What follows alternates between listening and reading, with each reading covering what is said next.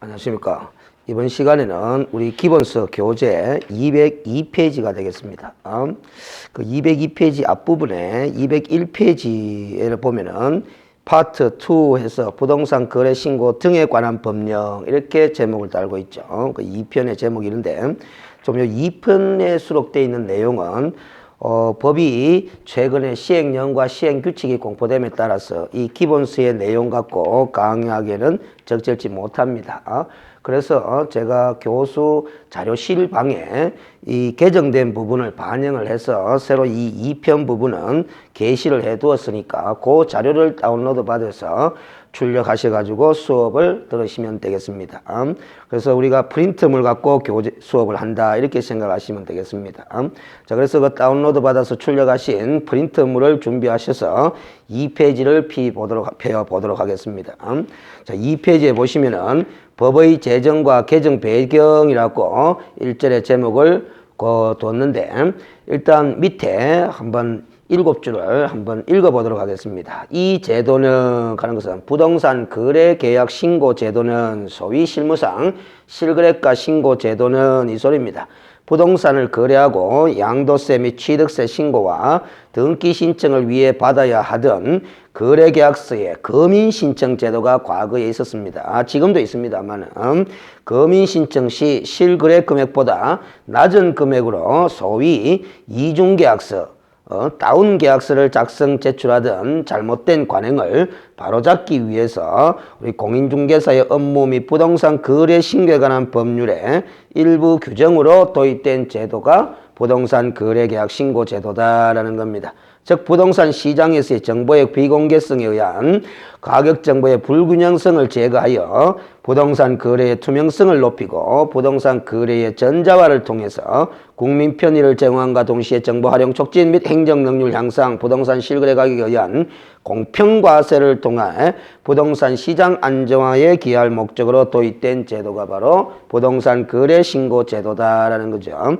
자, 그런데 이 문장에서 가장 핵심적인 사항은 우리가 과거에 부동산 등기 특별조치법상의 검인계약서 제도가 과거 80년대 초반부터 쭉 시행이 되어 왔던 겁니다. 근데 이 검인계약서 제도는 이 소위 다운계약서 작성 관행이 형성되면서 결국 실거래가의 그를 기준으로 과세할 수 없는 그런 문제점이 생기는 거죠. 그래서 공평과세를 실현하는 데 문제가 있었다라는 거죠. 그래서 우리 실거래가 신고 제도를 도입하기 위해서 이 법을 개정하는 과정을 거치게 되는데 그래서 우리가 2005년도 12월 달에 부동산 중개업법이라는 것을 개정해가지고 실거래가 신고제도를 그 부동산 중개업법에 포함을 시켜버립니다. 그래서 그때 2006년도부터 시행된 제도가 바로 부동산 거래계약 신고제도인데 결국 이 부동산 실거래가 신고 제도를 도입한 이후에 실거래가 신고를 하게 되면은 그동안 쭉 소유권 이전 등기 신청을 하기 위해서 받아야 했던 검인제도, 이 검인을 받은 것으로 본다라고 의제치를 함에 따라서 이 검인계약서 제도에 관한 시험 문제 출제 가능성이 상당히 약화되었습니다. 거의 출제 안 되는 수준으로 약화가 되어버렸어요. 그 이전에는 그러면 실거래가 신고 제도가 도입되기 전에는 등기특별조치법상의 검인계약서 제도가 심심찮게 출제가 됐던 거거든요.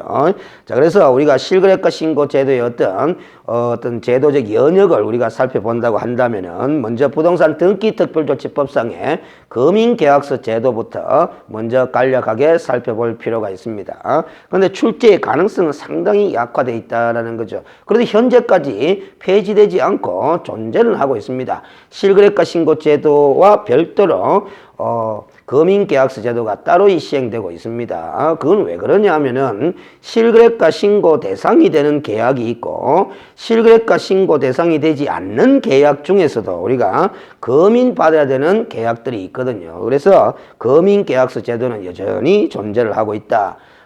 그래서 출제의 가능성이 약화됐지만은 존재는 하고 있기 때문에 한번 간략하게 살펴보도록 하겠습니다. 자, 1번에 부동산 등기특별조치법상의 검인제도 이렇게 되어 있습니다. 그래서 자, 양갈로 1번에 한번 보겠습니다. 계약서 등의 검인에 대한 특례가 법제 3조 1. 계약서의 검인제도란 뭐냐? 부동산 등기법 및 등기특별조치법에 의해서 자, 그 다음 문장이 줄거져야 되겠네요. 계약을 원인으로입니다. 부동산에 대한 소유권 이전 등기를 신청할 때 이 표현을 꼭 기억을 해 두실 필요가 있습니다. 금인제도에서는 이 표현이 상당히 중요합니다. 그래서 결국 소유권 이전 등기 신청의 원인되는 계약이 있죠. 그 계약은 원칙적으로 금인을 받아야 한다라는 겁니다. 그래서 소유권 이전 등기 신청할 때 그 금인받은 계약서, 소위 금인계약서를 등기 원인 정서로 등기관에게 제출해야 소유권 이전 등기가 되도록 하는 그런 제도를 소위 금인계약서 제도다 이렇게 이야기를 하는 거죠. 그래서 당해 부동산 소재지를 관할하는 시군구의 장 또는 그 권한의 위임을 받은 자로서 읍면 동장을 가리킵니다. 그 자의 금인을 받은 계약서, 이 계약서를 등기 신청 서류 중에 등기 원인을 증명하는 서면이 들어가게 되는데 그 등기 원인 증명 서면으로 제출해야 되는 것이 금인계약서다라는 거죠.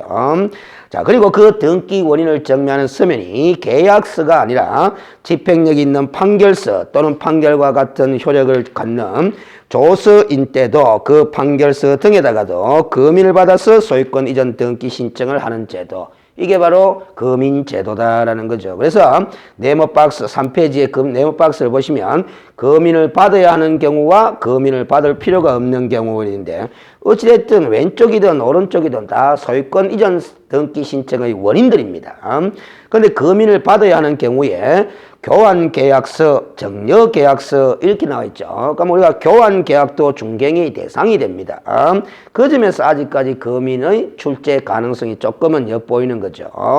정려계약은 어차피 중개의 대상이 되지 않기 때문에 이 정려계약서가 금인 대상이냐 아니냐 하는 건 출제 가능성이 희박하다고 보이지만 교환계약은 중개의 대상이죠. 그럼 이 교환계약을 중개 완성시킨 개업공인중개사가 실거래가 신고를 해야 되느냐 금인을 받아야 되느냐의 문제가 걸립니다. 결국 교환계약은 나중에 학습하게 되는 실거래가 신고 제도에 있어서 보면은 실거래가 신고 대상인 계약이 아니거든요. 그런데 이 교환계약도 소유권 이전 등기 신청의 원인되는 계약이면 틀림이 없죠. 그래서 이 교환계약서에다가 금인을 받아서 등기 원인 증명 서면으로 제출해야 소유권 이전 등기가 이루어진다라는 겁니다.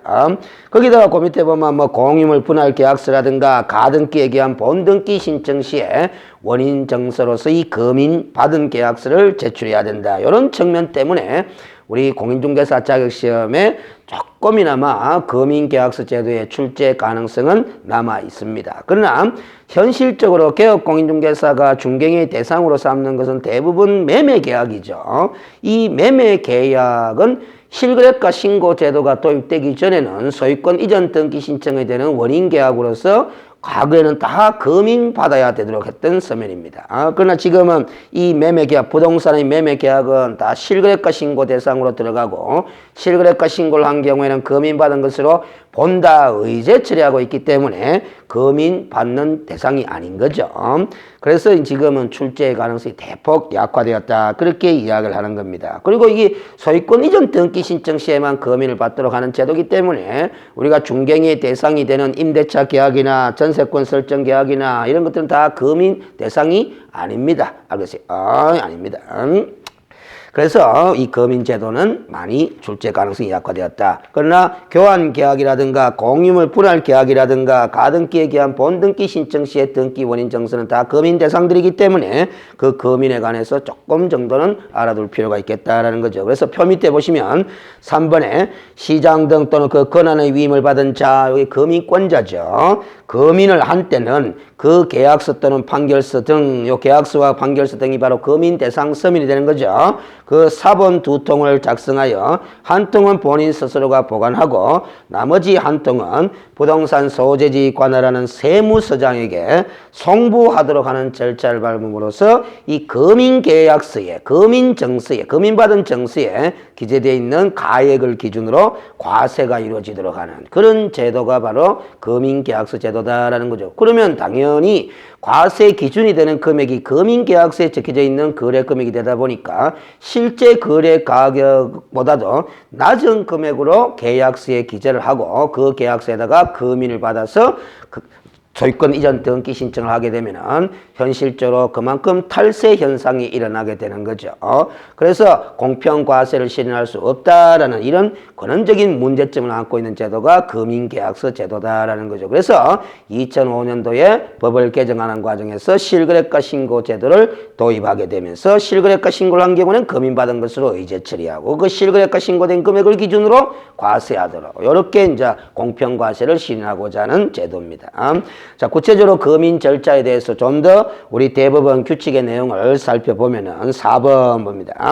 가에 보시면은 금인은 계약을 체결한 당사자 중 1인이나 그 위임을 받은 자, 그 위임을 받은 자 중에 실무적으로 가장 대표적인 자가 바로 법무사가 되는 거겠죠. 그리고 계약서를 작성한 변호사라든가 법무사, 그리고 개업공인중개사가 금인 신청을 할 수 있도록 이렇게 되어 있습니다. 그래서 계약 당사자 중 1인이 직접 금인 신청을 해도 아무 문제가 없죠. 그러나 현실적으로는 대부분 그 계약을 중개한 개업공인중개사나 아니면 뭐다 등기 업무에 관여하는 법무사 측에서 위임을 받은 자 입장에서 금인 신청을 대행해 주는 거죠.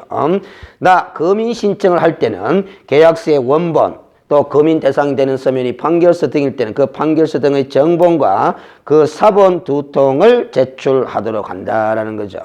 그래서 원본 내지 정본과 그 사본 두 통을 제출하게 되면은 금인 신청할 때 제출하게 되면은 세 개의 서면에다가 다 금인을 하게 됩니다. 그러면은 원본이나 정본에다가 금인을 한 거는 신청인에게 교부를 하게 되는 거고 사본 두 통에다가 금인을 한 것 중에 한 분은 금인권자가 보관을 하게 되고 나머지 사본 한 분은 관할 세무서장에게 송부를 함으로써 과세가 이루어지도록 그리고 원본이나 정본에 금인을 한 정서는 신청인에 교부함으로써 그 신청인이 교부받은 그 금인 정서를 소유권 이전 등기 신청 시에 등기 원인 정서로 제출하도록 이렇게 절차를 밟도록 하는 겁니다. 알겠어요? 그런데 그 사본이 마의 규정에 의한 금인 신청의 경우에는 시군구의 수에 1을 더한 통수의 사본을 제출해라 이렇게 규정되어 있는데 그 마의 규정에 의한 금인 신청의 경우라는 것은 마로 한번 가보겠습니다. 시장 등으로부터 금인의 권한을 위임받을 수 있는 자는 읍면 동장으로 한다. 시장 등이 알겠어요?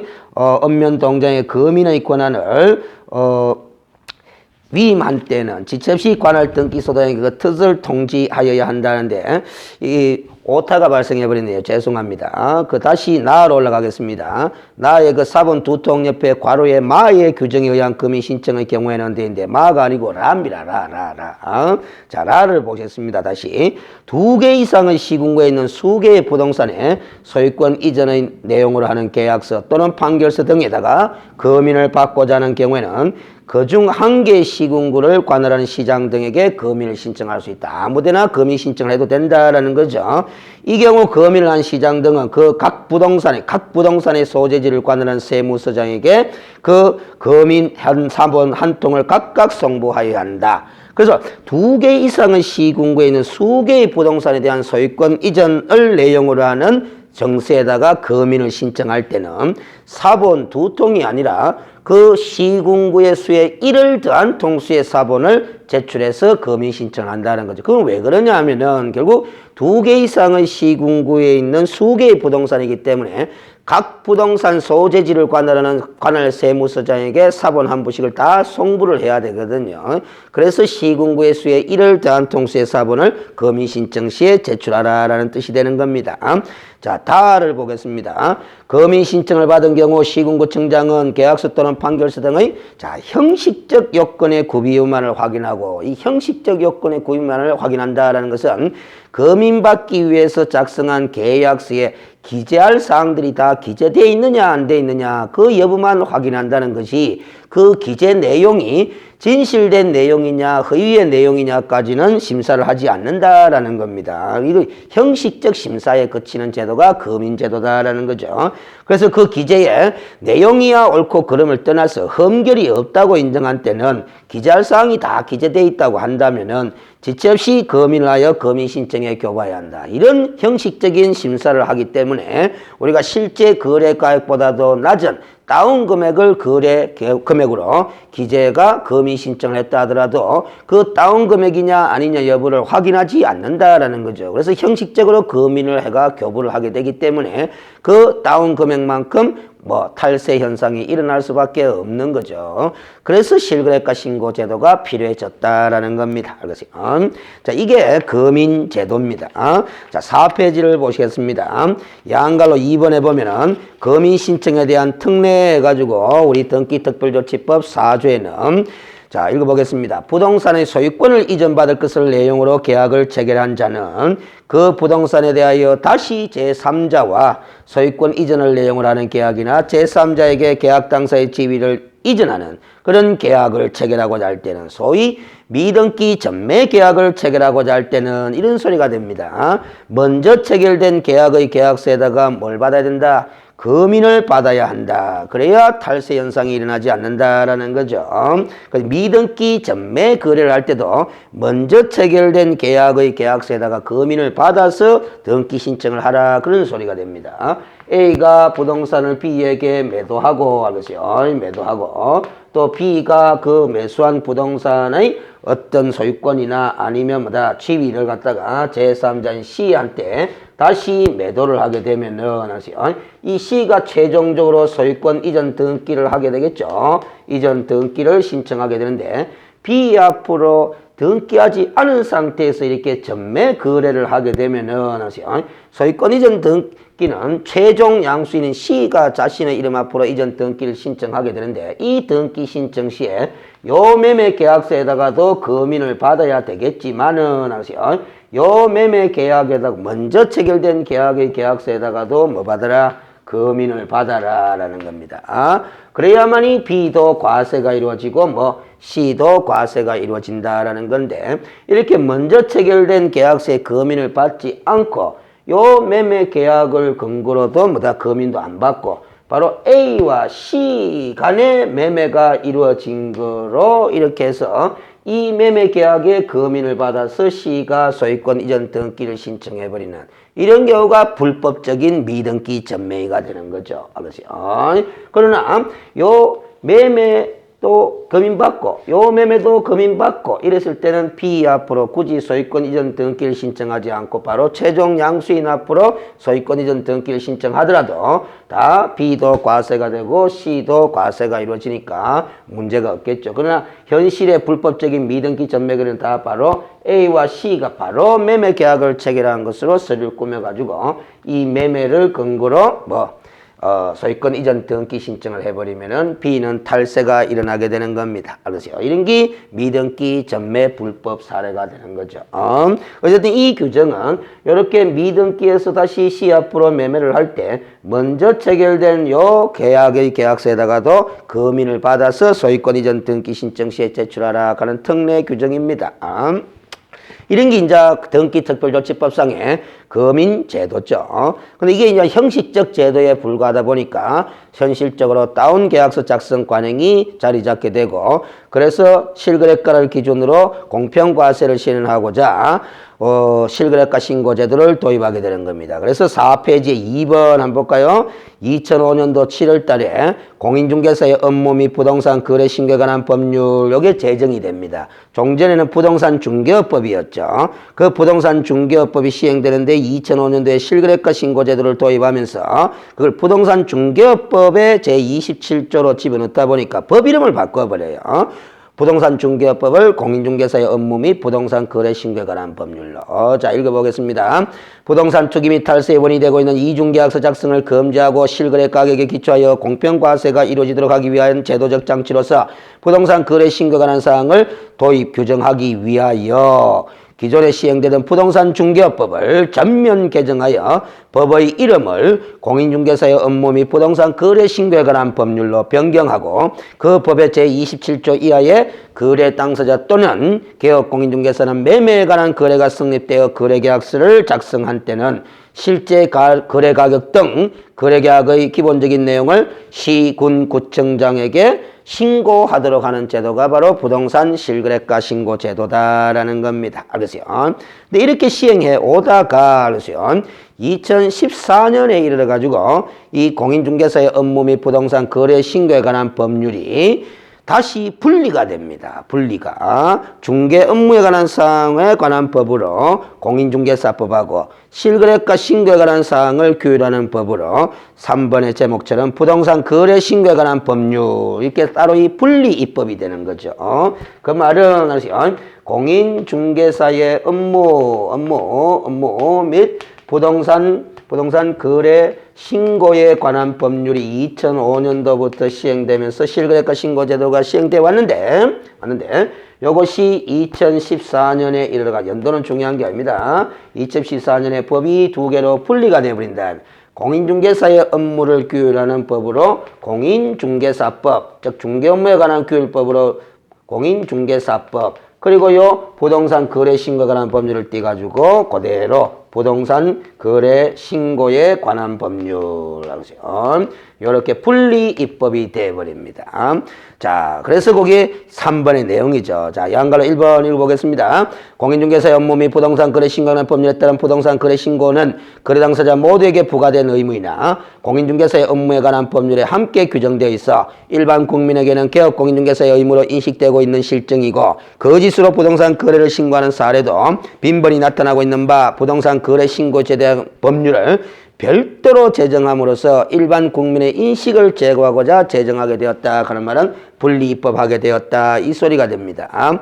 자, 그러다가 양갈로 2번 봅니다. 부동산 거래 신고 제도는 2006년 도입되어 안정적으로 정착하고 있으나 별도의 법률 없이 공인중개사의 업무 및 부동산 거래 신고하는 법률에 3개의 조문으로만 규정되어 있어 이 실거래가 신고 제도의 발전을 위한 법적 기반이 빈약한 실정이어서 부동산 거래 신고 제도의 발전을 위한 기반을 마련하는 한편 거래 신고 제도를 효율적으로 관리하기 위해 그 실거래가 신고와 관련한 필요한 사항을 입법적으로 보완하는 차원에서 제정하였다. 분리 입법하였다. 이런 설명이 되겠습니다.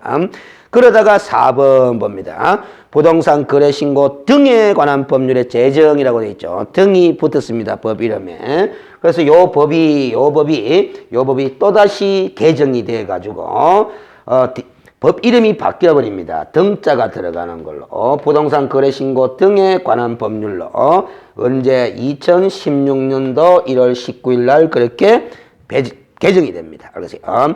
자, 그래서 내용을 읽어볼까요? 부동산 거래 신고하는 법률상 부동산 거래 신고 제도, 그리고 외국인 토지법상의 외국인 토지 취득 신고 허가 제도, 그리고 국토의 계획 및 이용에 관한 법률상의 토지 거래 허가 제도, 이런 부동산 거래 관련 인허가 제도가 여러 법에 분산되어 있던 것을 일원화하려는 취지에서 2010년도 1월 19일 날 부동산 거래 신고 등에 관한 법률로 제정이 됐다라는 거죠. 그런데 이 2016년도 1월 19일 날 이렇게 제정 공포는 됐지만 시행일이 1년 뒤부터 시행하도록 되어 있습니다. 그래서 원래 2017년 1월 20일부터 시행되도록 그렇게 제정을 한 거죠.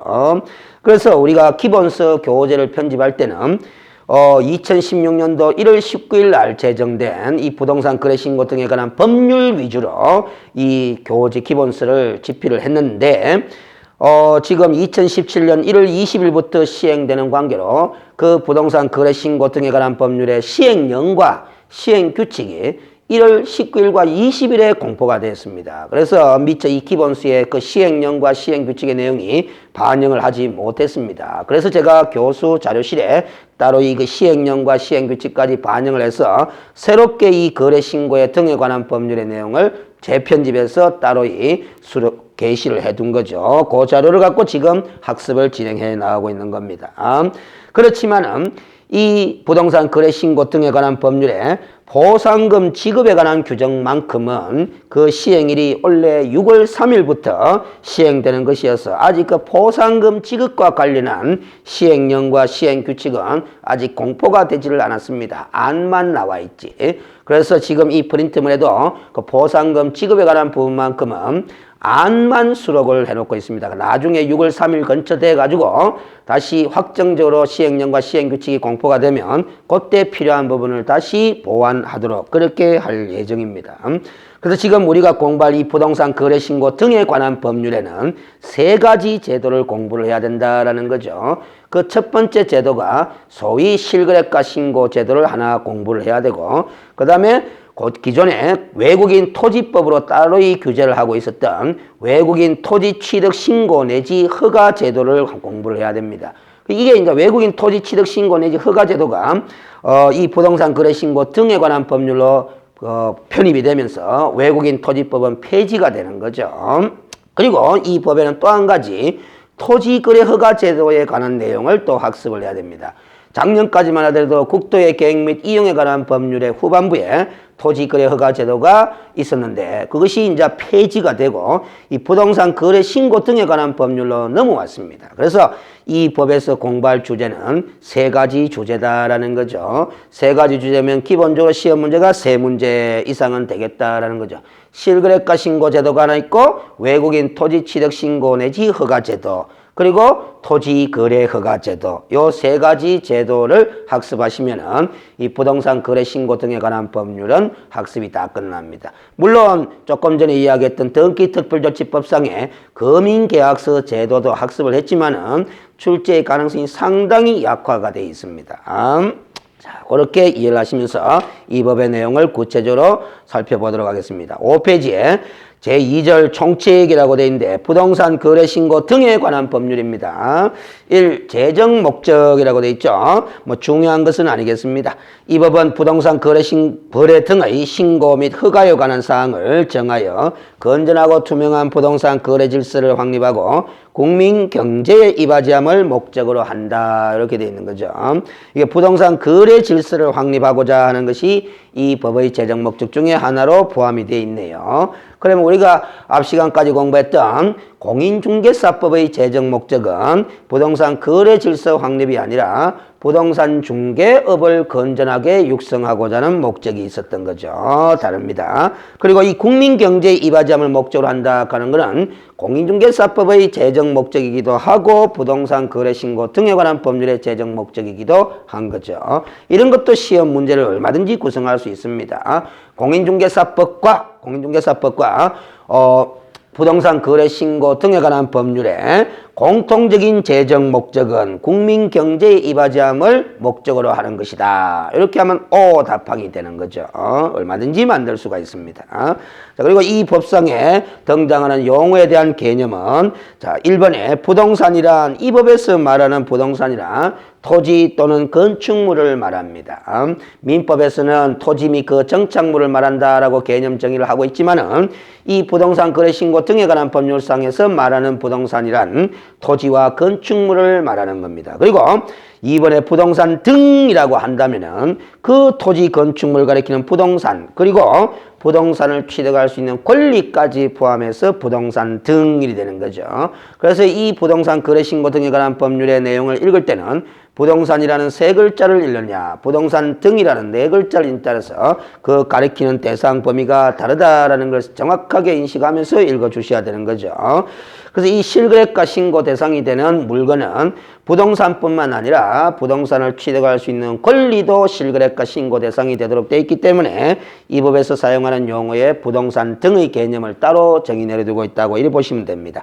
그리고 3번에 거래 당사자란 이 법에서 말하는 거래 당사자란 매수인과 매도인을 말하며 이렇게 되어 있죠. 우리가 공인중개사법에서 거래 당사자라는 것은 권리를 이전하고자 하는 자와 권리를 취득하고자 하는 자 이렇게 이야기를 하죠. 그래서 임대인과 임차인도 거래 당사자지만은 이 부동산 거래 신고 등에 관한 법률에서 가리키는 거래 당사자라는 것은 매수인과 매도인을 말합니다. 임대인과 임차인을 말하는 것은 아니게 되는 거죠. 각 법마다 용어의 개념을 다 달리 설정해 놓는 이치 이런 걸 좀 생각할 수 있어야 됩니다.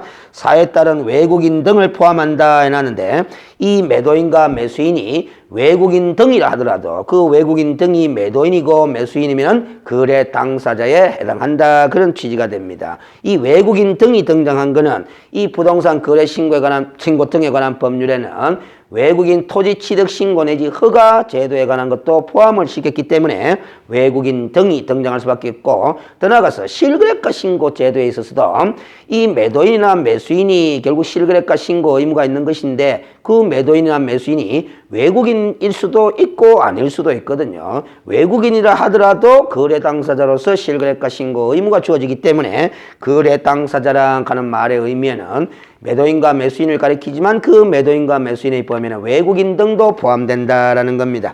그래서 우리 교재 6페이지에 보면은 4번에 외국인 등이란 다음 강목의 어느 하나에 해당하는 개인, 법인 또는 단체를 말한다 해놨죠? 그래서 이 가부터 사까지를 정확하게 다 외우실 필요는 없습니다. 상식으로도 해결을 하시되 하겠어요. 다를 한번 보겠습니다. 사원 또는 구성원의 2분의 1 이상이 외국인에 해당하는 자가 법인 있는 법인 또는 단체. 또 라에도 보면 임원의 2분의 1 이상이 하겠어요. 마에 보면은 자본금의 2분의 1 이상이나 의결권의 2분의 1 이상을 가지고 있는 법인 또는 단체 이렇게 돼 있죠. 그리고 외국 정보이 있는데 전부 다 이 부동산 거래 신고 등에 관한 법률에서 외국인 등이라 하는 것은 구체적으로 다 정확하게 외울 필요는 없고 2분의 1 이상 하는 관념을 생각하시면은 문제 푸는데 별 제장이 없을 걸로 그리 생각합니다. 당연히 상식적으로도 대한민국 국적을 보유하고 있지 아니한 개인은 외국인이죠. 그리고 또 대한민국 법에 따라 설립된 법인이나 단체가 아니라 외국 법령에 따라 설립된 법인 또는 단체도 외국인이죠. 알겠어요? 자, 그렇게 처리를 하시면 되겠습니다.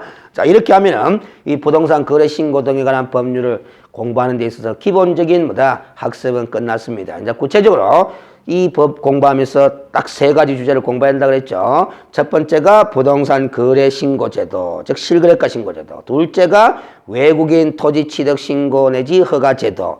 셋째가 토지 거래 허가제. 이 3가지 제도를 순차적으로 학습해 나가도록 하겠습니다. 그래서 잠시 쉬었다가 먼저 실거래가 신고 제도인 부동산 거래 신고 제도부터 학습에 들어가도록 하겠습니다. 잠시 쉬도록 하겠습니다.